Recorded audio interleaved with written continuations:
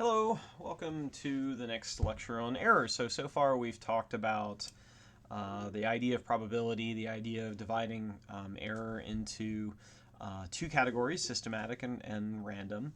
And we've started talking about how to quantify random error using statistics. We've introduced the normal probability distribution, and we've talked about how to use it and the z-tables to make estimates for probability that a random event will occur in a certain range. So where this culminates is in the concept of confidence intervals. And in error example 1, I actually kind of sloppily introduced the idea of confidence intervals. And today we're going to introduce it more formally. And this leads into a discussion about how to estimate confidence intervals in a whole range of measurements that may be more complicated than you might imagine at sort of a first glance. Okay, so as in a broad sense, we think of random variables, that is, as kind of a black box. You pull a lever and it gives you a number, and there's just no predicting what number it's going to give you next. But that said, at least not precisely, that said, we can characterize the tendency of the black box to give us certain numbers numbers in certain ranges more frequently than in others. And what we see is that if you, without assigning any cause to error, if you just take a ton of measurements, and what you'll find is that that's actually not a bad way to think about it. Is the measurements will have some scatter to them. They'll be clustered, probably, hopefully, around some expected value, and we take that to be the true value. But there's always some uncertainty in that, right? So if I so the idea is in a measurement space X. Let's say the actual value, remember this is the theoretical value that we never actually know, right, is here. Let's say I take a measurement and I'm going to call that x naught. So that's just a measurement I take, right? Now keep in mind, I am blind to this. All I know is this, right? What we want to do is be able to say,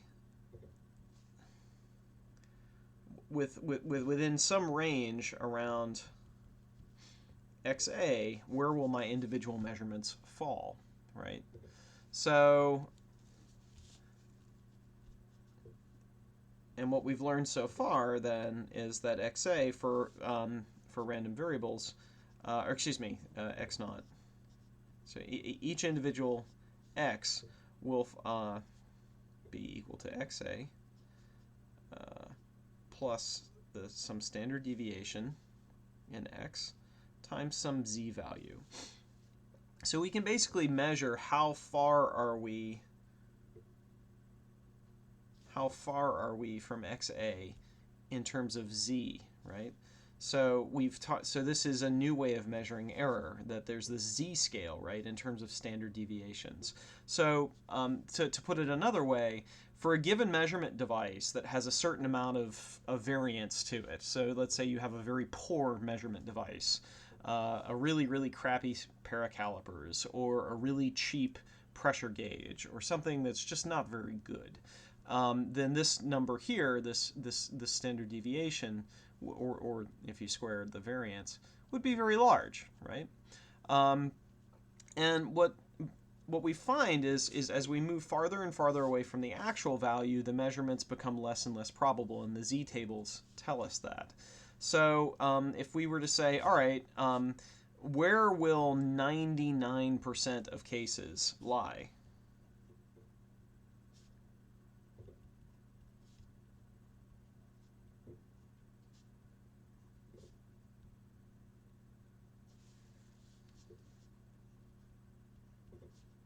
And by that I mean, where will 99%, in what range will 99% of measurements fall? So what we're going to look for is XA plus or minus some sigma X times some Z score, right? This is a confidence interval.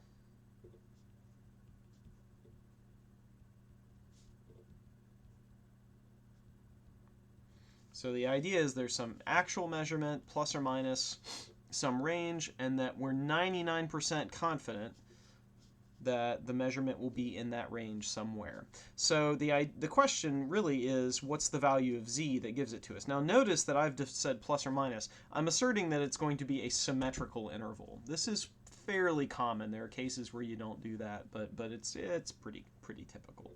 All right, so so remember with the z tables, what that means is we need to answer the question,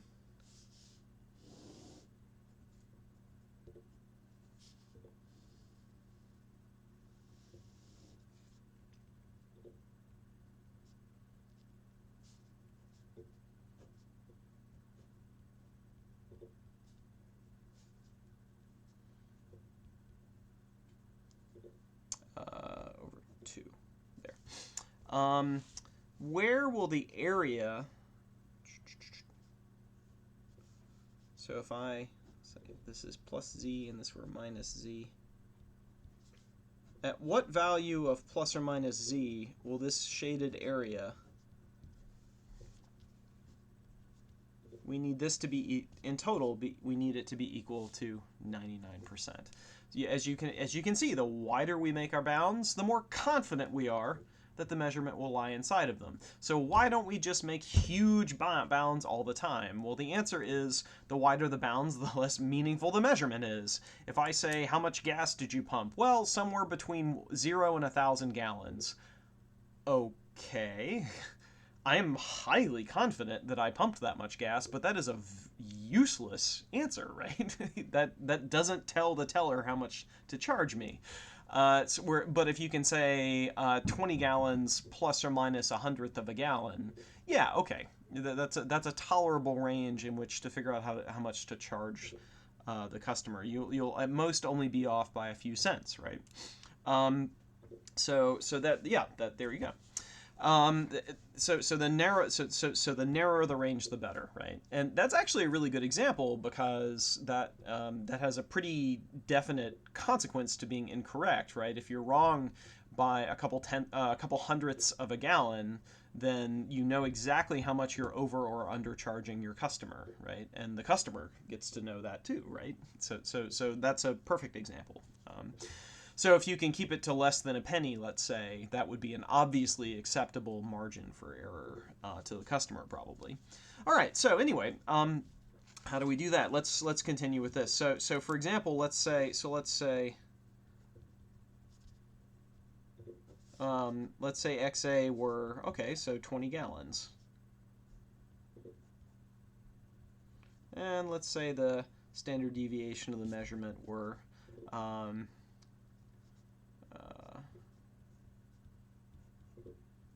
there. So in what range are we 99% confident?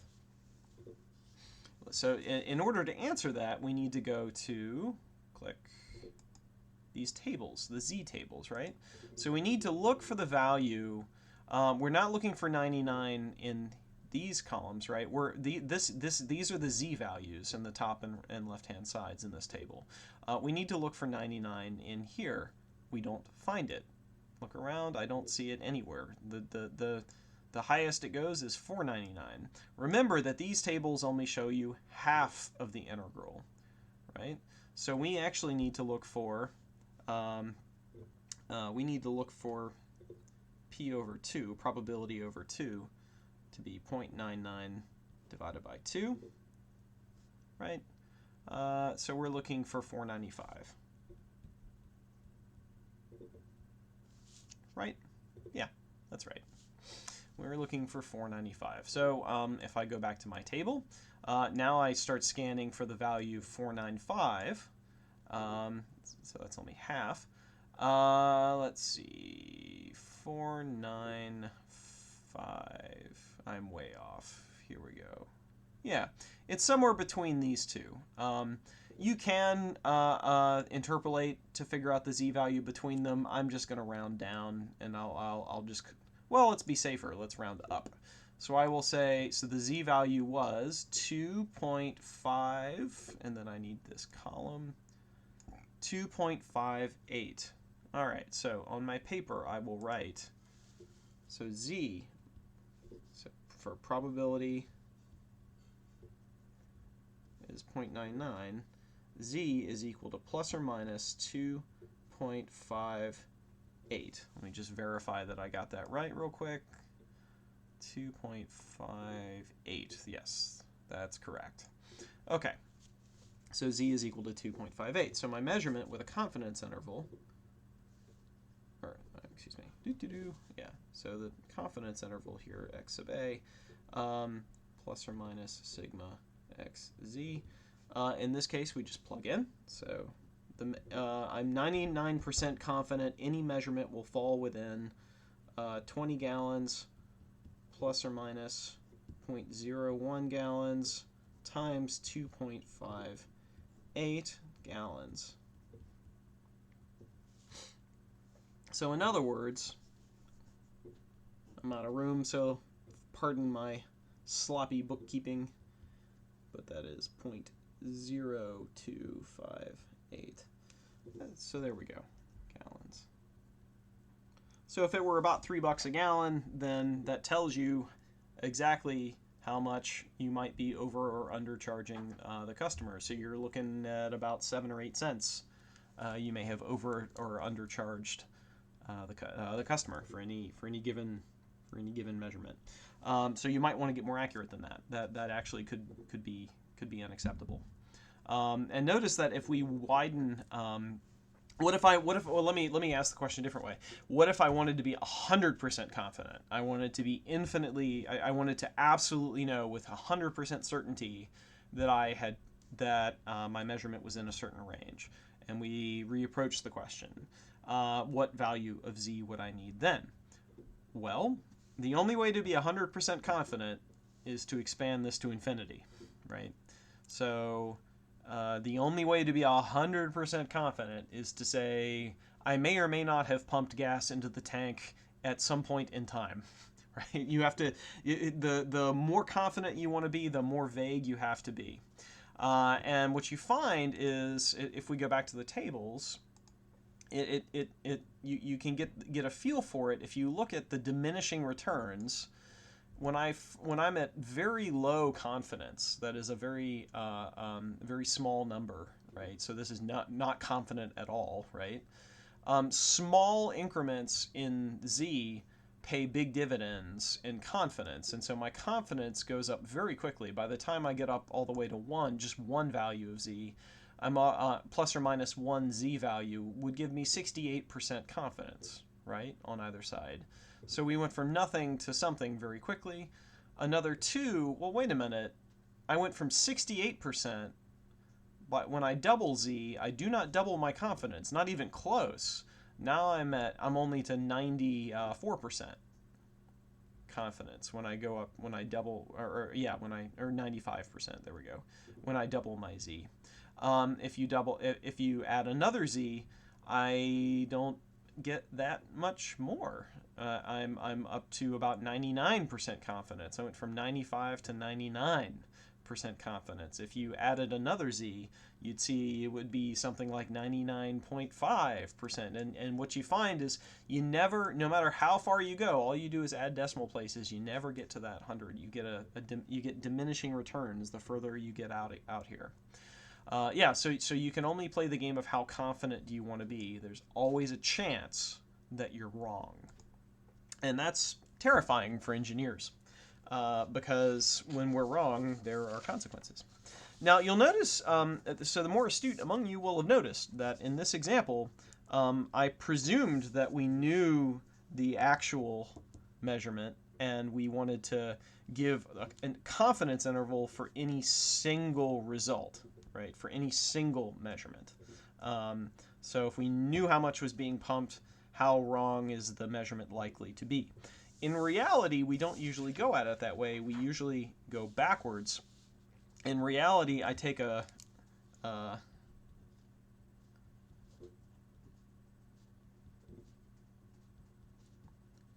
reality, this is the thing we measure. We have no idea what this is, but this we can take a whack at. So what I did in the example was I wound up doing this. And what you see is just algebraically, that's not so bad. Um, it's kind of our best shot to try to get a handle on things. So this is what you do if you have a sensor.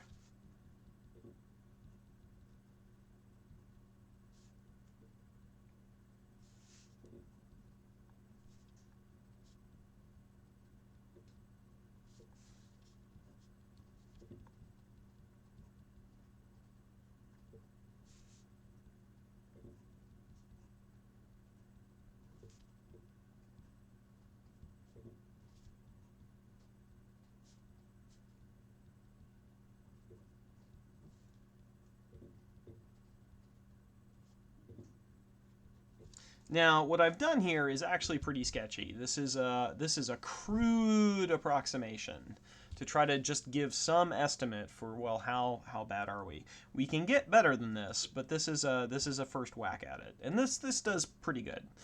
This will tell you about where you are. If the best information you have is you have some idea of the standard deviation for the sensor, that is how bad is it, or for the measurement process. And then you've only got a single measurement, this will do. All right, now what you can do if you can do better than that, right, is actually quantify these ideas, actually measure these things. So for example, if I had a whole bunch of measurements,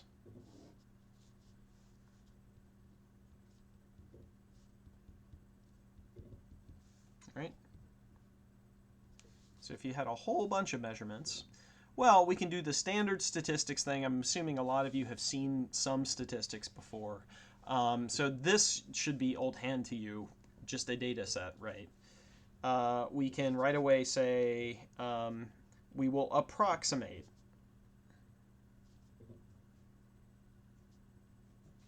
the actual measurement as the mean of these, right, as the expected value of all of these. This is our best approximation. With our limited knowledge, this is our best approximation. And our best approximation for the variance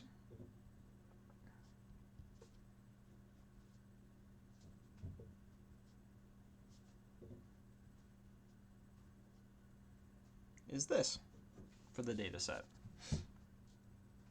And so once you can extract these from the data set, you can do the measurements that you can do the analysis that we just did.